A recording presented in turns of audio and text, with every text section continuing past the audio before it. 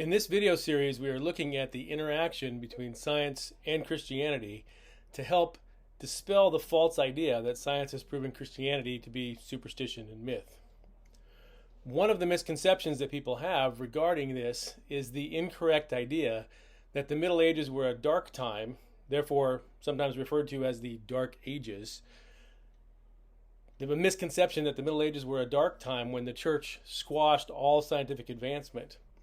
Well, as you will see in the next couple videos, this is just not the case. In previous videos, you learned about how the Judeo-Christian worldview and a 4th century Christian bishop, Basil of Caesarea, were responsible for the rise of modern science, and also how the Bible actually encourages us to do science. In this video, you will see how Christian leaders in the 1st, 2nd, and 3rd century interacted with current science and even encouraged Christians to read and know the current teachings about the natural world. Well, in the Middle Ages, most people were educated in what was called the classical tradition. This means they were schooled in the teachings of Plato, Aristotle, and Euclid, and then later came the teachings of Ptolemy and Galen. It is correct that some of these classical tradition teachings caused suspicion, hostility, and condemnation from the church, but more often, critical reflection about the nature of the world was tolerated and even encouraged by medieval religious leaders. Well, many of the early church fathers, for example, Paul, Justin Martyr, Athenagoras, Clement, and Tertullian, well, they had been educated in the classical tradition before converting to Christianity. They had acquired habits of rational inquiry prior to agreeing with and defending the teachings of Jesus. The church leaders in the 1st, 2nd, and 3rd century used the tools they learned through the classical method to further develop Christian doctrine and to help defend the Christian faith against its detractors. For example, Aristotle's concept of the unmoved mover can be used to rationally argue for the existence of God. So the early Christian teachers and theologians actually knew and used and generally agreed with the science of the day, expressing at least limited approval of the classical tradition. The 1st, 2nd, and 3rd century Christian writers all found Greek philosophy, part of which was science, a useful tool in the defense of Christianity.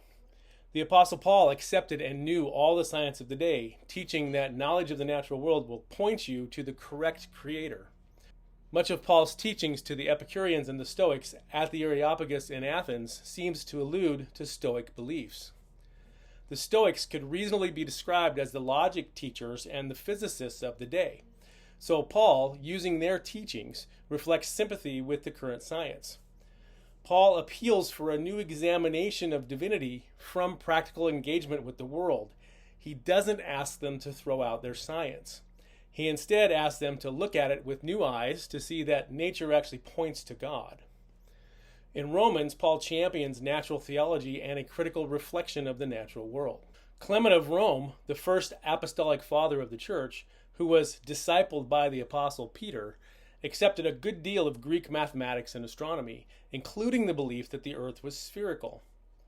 He disagreed with Aristotle on the nature of earth, however, teaching instead that the earth was not eternal and that it, like all of creation, was created by God, but different and distinct from God. In the 1st century, Clement was providing a starting point for the rise of modern science by also affirming that nature was orderly. Justin Martyr held Greek philosophy in high esteem, teaching that the Greek philosophers were inspired by the incarnate Christ. Irenaeus defended the Christian faith against the Gnostics, who held beliefs that would have stopped science altogether. The Gnostics thought that matter and the world were evil and therefore had no reason to study a vilified creation. Irenaeus fought against this belief, affirming that nature and the world were both real and good creations of God, so therefore they should and could be studied. Athenagoras used the teachings of Plato, Aristotle, and the Stoics to argue for monotheism. So there are many other examples, but what's the takeaway? The early Christian leaders in the first 3 centuries did not ignore or vilify science. Instead, they interacted with it and encouraged others to do the same. There was no separation between science and religion. The early church fathers, on the whole, deeply valued Aristotle, Plato, Euclid, and later Ptolemy and Galen. They valued the classical tradition. They did disagree with Aristotle and other teachers when their philosophy was used to argue for atheism, but they believed that the teachings on logic, on reason, and on the science of the day could be used to support and argue for Christianity.